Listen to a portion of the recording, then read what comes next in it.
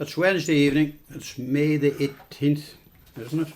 It is. That's the Tribune's weekly podcast with John McIntyre, with Eamon McFadden and with Declan Kerr.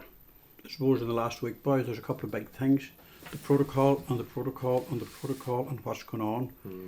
Stormont failing to get up and running again after being out since last February. There is a political crisis in Northern Ireland, isn't there? Yeah, I suppose it's been ramped up at Westminster as well with the threats now of this new legislation. Yeah.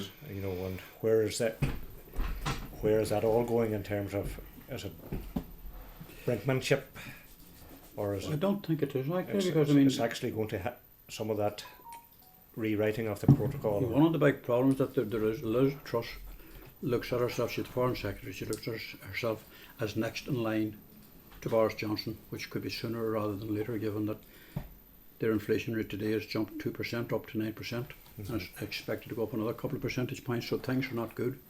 UK economy is stagnating. It's all down to Brexit. It's been a disaster for them. But to come in with this concept of rewriting an internationally binding agreement in the protocol, they wanted Brexit, they got it. They wanted the protocol, they got it. And barring some bits and pieces of touches that would reduce a lot of the paperwork, there's too much paperwork. I was just looking at some stuff from Marks and Spencer's management. Say there's a trailer load of stuff coming across the Irish Sea for them. They're rushing to fill out 700 pages before it's handed over, and it must be adopted and passed. Now there has to be a way around that. That would take it down to about 7 pages. Can you imagine the number of people that's involved in all that needless paperwork? Processing the time. But I mean, is that a good enough reason for the Assembly? Yeah, but to be just sitting there idle, just drawing down their salaries, all because the DUP will not go anywhere until the border in the Irish Sea is removed, and the only response to the border in the Irish Sea being removed is one on dry land, e.g. the border between the north and the south, and that's not going to happen. Everybody's making that clear, including the UK, including the EU, including America. So there's total stalemate here, and that could drag on right throughout this summer. Now, I don't know what Jeffrey Donaldson is playing at, or what he intends to get out of this, even though that he has said that if the protocol is solved, that he will agree to go into government, as if this is sort of a surprise for the world of democracy in Northern Ireland. The DUP has not covered themselves in glory. They have a very significant role because they can dictate what goes on there, but of course that draws down big issues about is the Good Friday Agreement, the machinations of it insofar as voting and the distribution of power between the two main groupings, as they saw them as the Unionists and the Nationalists. Sitting in the middle now is the Alliance on 17 seats, and should there be an election come next November, there's a very possible reality that the Alliance could overtake the DUP. It's just a margin of 2 to 3 seats. So the Good Friday Agreement does not provide any provision for Alliance, who don't have any religious mandate. They're just non-religious. So that is a huge fault line that after 25 years they have failed to address that, both north and south. But it's looking like a very, very disturbed summer of political outmanoeuvring between the House of Commons. Of course, this is all to go through, has to go through the second chamber in the House of Lords. The EU is not just simply going to accept that you can just walk all over a deal that took a long, hard slog to get it across the line, where everybody agreed on everything, including the British. I mean, it was gone through time after time with a fine tooth comb to end up back now saying that it's not acceptable because it just does not satisfy the DUP. They had rejected a previous one with Theresa May as well. Oh, they had, but like at the end of the day, if it wasn't the protocol, it would probably be something else. Yeah. The question they is, had the option then to not have the protocol. And will the DUP, regardless of the protocol, will will they ever accept being second Oh, that's a tricky one. Yeah. to Sinn Féin as with the First Minister and that sort of stuff? So Did See, they if- accept the will of the democracy? The will of democracy would would say that they have a place there. All politicians have a place, provided they go with the terms of the Good Friday Agreement. It might not necessarily mean that the Unionist Party would ever again hold the top spot. Now, this is sacrosanct to Donaldson and the DUP that the whole statelet that is Northern Ireland was devised and created to give them that top spot in perpetuity. And they have no notion of letting that end anytime soon, but you can go on delaying and delaying. For how long, I'm not too sure. Yeah. But we don't seem to have the strength of purpose in Boris Johnson, in Joe Biden, or indeed in the EU, not to mention Ireland, that can drive that forward the way that Tony Blair and Jerry Adams, Bertie Ahern, and all of those days ago, when you had very powerful politicians who presumed that after their time that thought process would have been taken up and as necessary the Good Friday Agreement would be updated and rewritten in the spirit of the changes that were coming down the line. Yet it has remained there almost stagnant, and as a consequence the whole political system is now stagnant, not by deed or action, but by the fact that one group can now hold everything up. That's not acceptable. But I mean, are we going to have any semblance of a democracy in the next 15-20 years? Or is a border poll almost inevitable given all those things? I was arguing this with Kieran Brogan last night, later on in the night, and I was just saying the point is that we're not going to be looking for a border poll tomorrow, but I mean Fianna Fáil should have been working on the concept of putting the framework of the border poll together, probably through a citizens' assembly both north and south, and that should have been ongoing maybe for the last 5 or 6 years. But it's hard to conceive that after 25 years since the Good Friday Agreement was set down, that we have done nothing to move the whole situation forward. But to me, a border poll is almost inevitable. It's not going to happen today or tomorrow, but as long as Irish government leaders, and there are 3 of them there now, as long as they go on making this claim that it's far too early for a border poll, that's their only policy, is not to have one. They're afraid of taking on board the whole reality of the situation, that after 100 years since partition, it just simply hasn't worked, and we must find a way forward, a way that will eventually work. There'll be a border poll probably if there's enough work put into it. There'll be a result on that at one stage. That'll either put it to bed for a generation, or else there will be a United Ireland, provided there's proper provision for the protection of unionism and its rights. But there's no work going into that, because there's no border commission, because it's not recognised as a problem by Westminster or indeed by the DUP. We're going to move on after all that. We're having an exciting evening in the Dáil now. It's going to be a bit like Derry Girls last night. It could have a very dramatic ending. There's going to be a vote in the Dáil, courtesy of the group of rural independents and people before profit. The government pulled a stunt yesterday when Sinn Féin put down the motion calling on the hospital to be built on lands that are fully owned by the public. So the government decided not to oppose that, so there wouldn't be any vote. And in the middle of that then, before that session ended, the rural independents decided, it was Matty McGrath said, he wanted to have a vote on it just to show how useless the Sinn Féin motion was. And now they've been joined by people before profit, and the upstart of all that is that 2 of the Green Party TDs, Nessa Hurricane and Patrick Costello, are going to vote against it. I don't know if that means anything or not. The Dáil has a changed look since they were elected a year last June. It's just coming up to 2 years. You know, Fine Gael lost the Dublin Bay South election. And they're down to. That's a seat lost. Mark McSharry left lost the party whip. Don't know how he might vote there.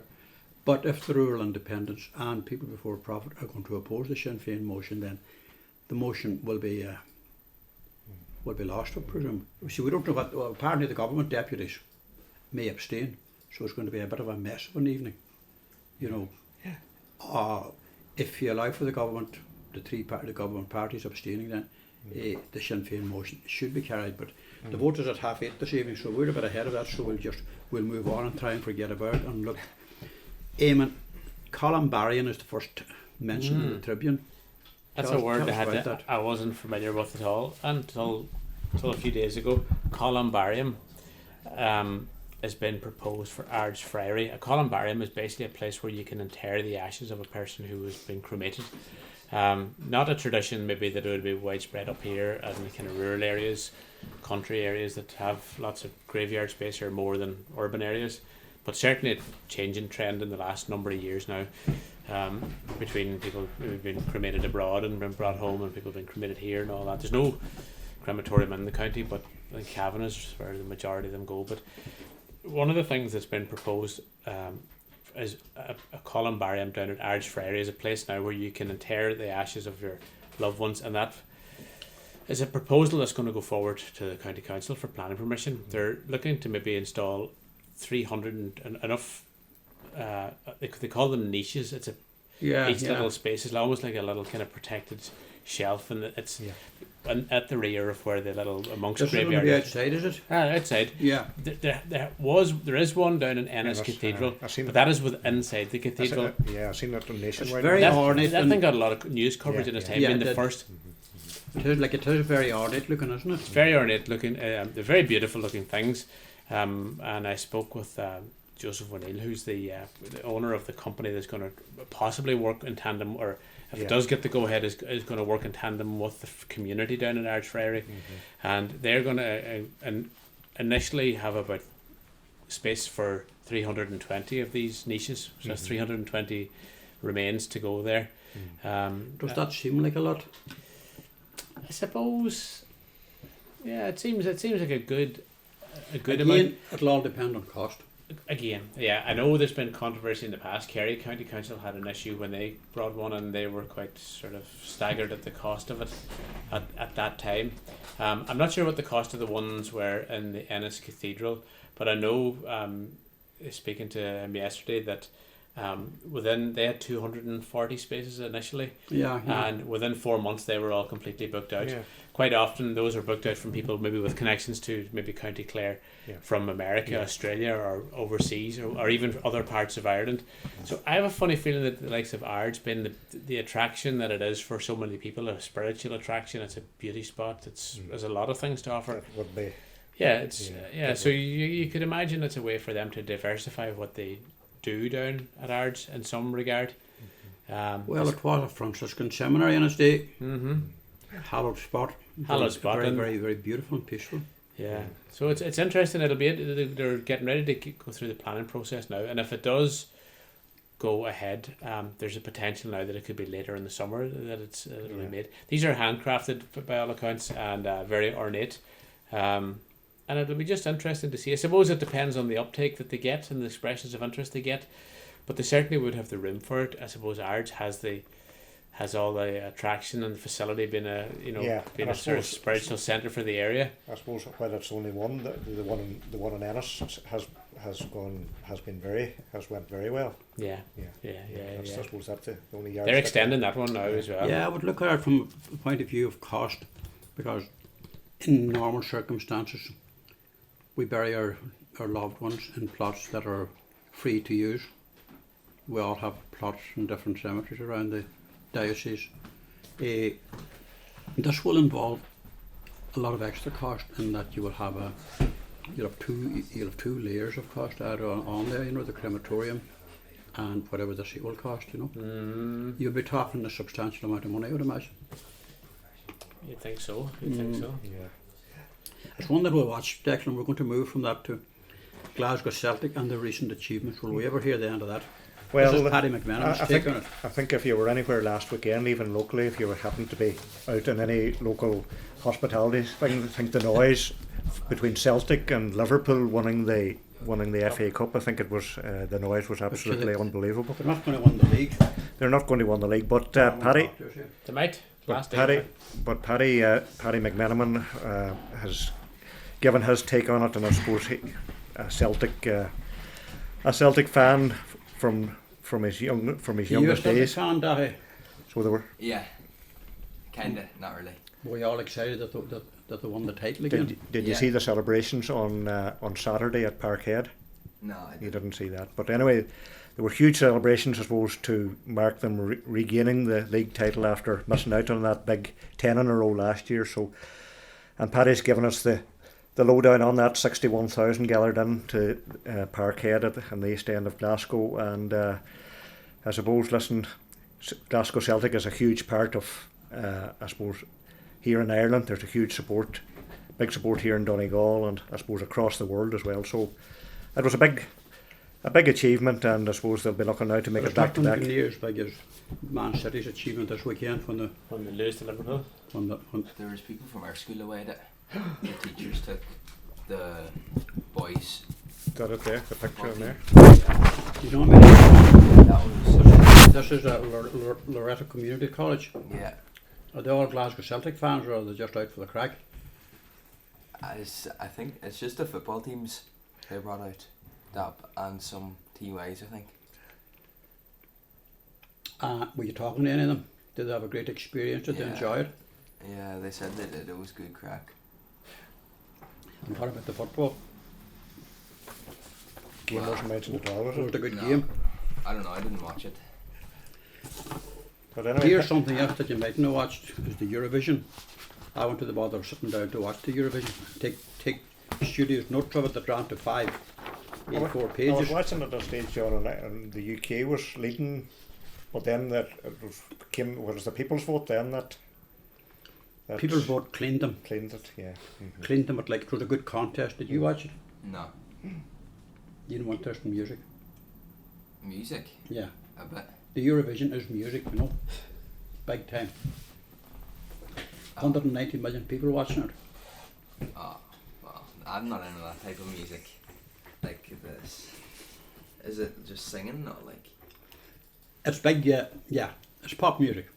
Oh, Ireland has a rich legacy. They've won it how many times? 7. And it looks as if it'll be a long, long time One of our before main we win it sports. again. Given that our song, when the figures came out at the last weekend, everybody was so disappointed that Brooke failed. From Balahi. She's from Balahi. Actually, she finished 15th in the second semi-final. The top 10 in both semi-finals went through. It was a great show.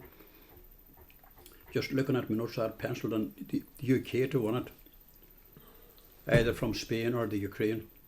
Ukraine had a lovely outfit, 6 of them, but they weren't the first choice during their own national song contest in the Ukraine backlash before the war started.